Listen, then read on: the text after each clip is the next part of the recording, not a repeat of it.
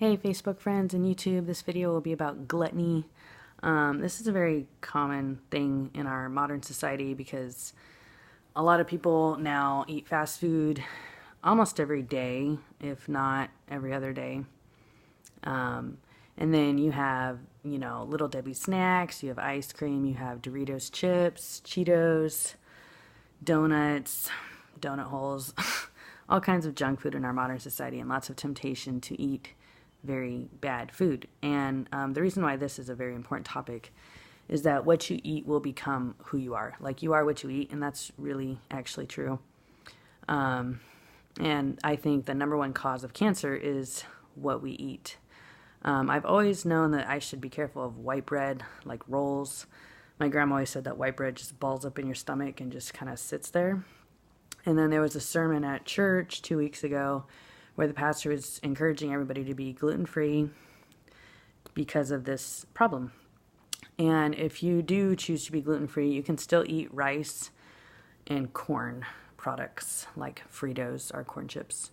You can also still have like Ruffles potato chips, but you would have to avoid all bread and all pasta, which cuts out a lot. That cuts out pizza, burgers, but a really good thing is that, you can still have tacos, like corn shell tacos. So if you were gluten-free and you were trying to get fast food, the only thing you could really order would be at Taco Bell, like a crunchy taco supreme. I really like the supreme because they add sour cream. But that's really the only thing you could get, like, in the entire fast food industry that's gluten-free. I mean, as far as I know.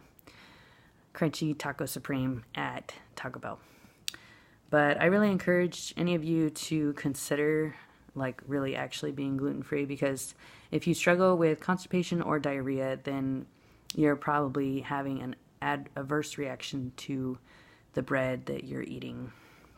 So you really should try to avoid bread, because just the way that it's processed now, for some reason, it's just not good for us. So here's some verses on gluttony. Proverbs 23:2, put a knife to your throat if you are given to appetite, meaning, like, it's almost better to just die than to not be a slave to your appetite. So be careful of that, obviously. Philippians 3:19, this is about false teachers. Their end is destruction, their God is their belly, and they glory in their shame with minds set on earthly things. So if you struggle with gluttony, most likely your mind is set on earthly things, and that is the central problem. You have to keep your mind set on God. And if you do that, if you walk by the Spirit, you will not gratify the misdeeds of the flesh. Proverbs 23:20, be not among drunkards or among gluttonous eaters of meat, for the drunkard and the glutton will come to poverty. So eating a lot of meat is looked down on in the Bible, according to the Bible. So, I've never been a big fan of meat. I think eating a little bit is okay. Like, I used to always eat Triscuits, and then I would put, like, cheese on it with, like, some lunch meat turkey. But, yeah, you don't want to overdo it when it comes to meat. Proverbs 25:16, this one's kind of funny. If you have found honey, eat only enough for you, lest you have your fill of it and vomit it. So that really applies to ice cream now. Like, if you eat too much ice cream, you're going to feel like throwing up. So be careful how much you eat. And I think it really causes a huge insulin blood sugar surge. Like, for me, I'm always, like, really hungry 20 minutes after I eat ice cream. So it's really bad for you, and it's really bad for your blood sugar. So I recommend you stay away from ice cream, or if you have it, like, mix peanut butter with it. Chocolate ice cream with peanut butter is really good. I put some ice cream in my smoothies and shakes that I make now, so it's nice, in limited amounts.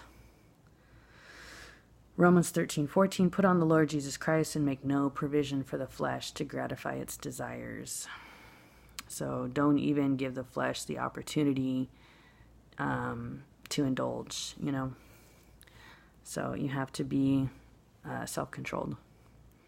1 Corinthians 6:12, all things are lawful for me, people say, but not all things are helpful, Paul says. People might say, all things are lawful for me, Paul says, but I will not be enslaved by anything. So if you feel that you're enslaved by food, A great practice is fasting. Try fasting from all solid food for 24 hours. You can do it, and even if you don't make it 24 hours, just make it as long as you can. And that will help break that chain off of you for sure. So I pray that this video bless you all, and have a great day, and pray about eating and how you should eat and what foods would glorify God. May God bless you all. Have a good day.